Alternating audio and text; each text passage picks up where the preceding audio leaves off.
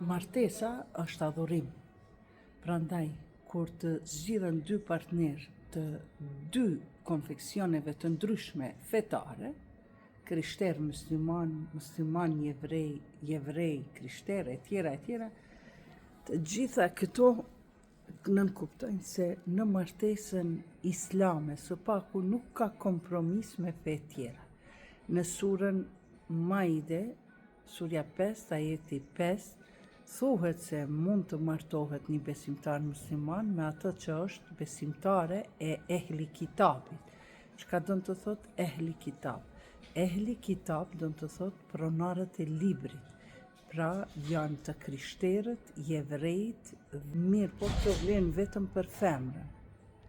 Pra jo për femrën muslimane e të martohet për një të krishterë.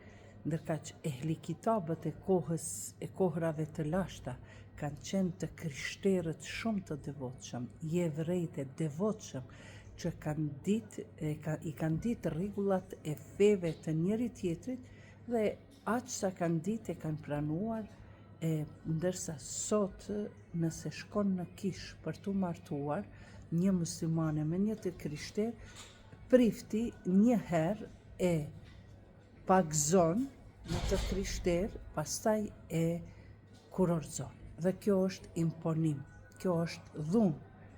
Unë kam pas rastin kur një vajzë muslimane janë dashur me një të krishter, mirë po kur ka ardhur puna për me u pagzu, ajo e ka prish martesën.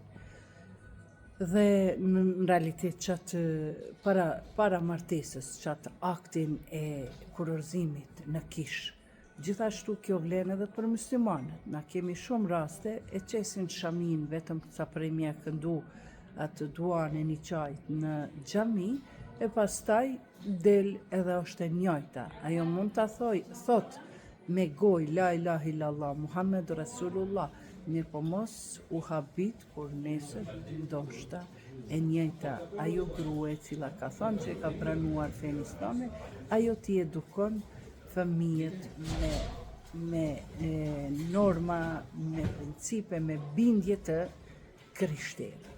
Prandaj mos bani kompromis me fe, ju lutem.